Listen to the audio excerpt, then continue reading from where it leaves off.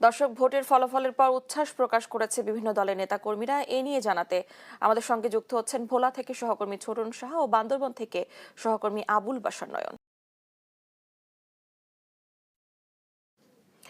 প্রথমেই যাচ্ছি ভোলায়। ছোটন, ভোলায় ফলাফল প্রকাশের পর সাধারণ জনগণের উচ্ছ্বাস কেমন দেখছেন?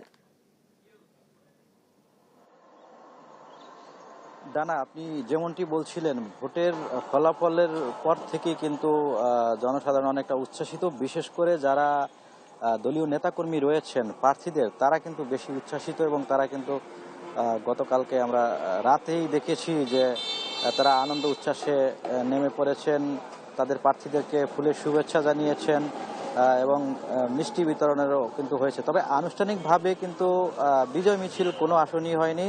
আমরা প্রার্থীদের অনুভূতি প্রতিক্রিয়া জানতে চেয়েছি।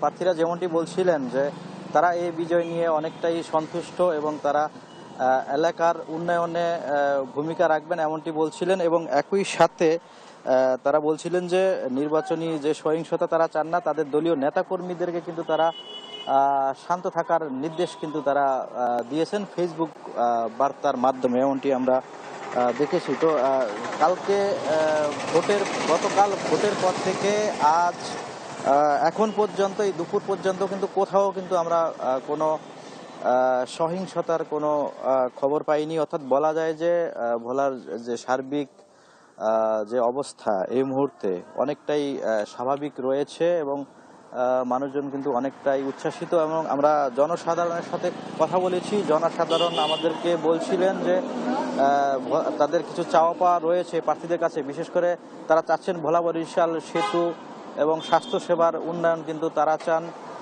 গ্যাস বিদ্যুতের সুযোগ সুবিধাগুলো নিশ্চয়তা তারা প্রার্থীদের কাছে চেয়েছেন। তো আমরা প্রার্থীদের সাথেও এই বিষয়ে আসলে কথা বলেছি। তারা আমাদেরকে বলছিলেন যে আসলে জনসাধারণের লক্ষ্যেই তারা কাজ করবেন, ভোলার উন্নয়নের লক্ষ্যেই কিন্তু তারা কাজ করবেন। এবং যদি আরেকটি তথ্য যদি এই একই সাথে যুক্ত করতে চাই, সেক্ষেত্রে আমরা দেখেছি কিন্তু এবারই প্রথম যেহেতু গণভোট অনুষ্ঠিত হয়েছে ভোটের সাথে, তো সেই হিসেবে আমরা দেখেছি গণভোটও কিন্তু ভোলার 4টি আসনে কিন্তু বিজয়ী হয়েছে। প্রায় 2.5 লাখের অধিক কিন্তু গণভোটে হ্যাঁ পড়েছে এবং বলা যায় যে সবাই কিন্তু স্বতঃস্ফূর্ত এই গণভোটে অংশগ্রহণ করেছেন।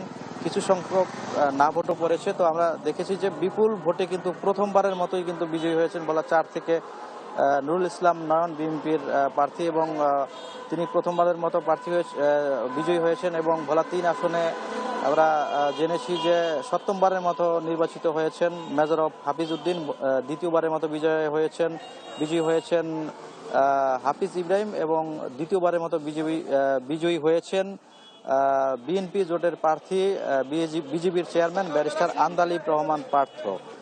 এবং এই আসনটিকে ঘিরে কিন্তু আলোচনা সমালোচনার ঝড় ছিল এবং অবশেষে তার অপেক্ষার পালা শেষ হয়ে তিনি বিজয়ী হয়েছেন।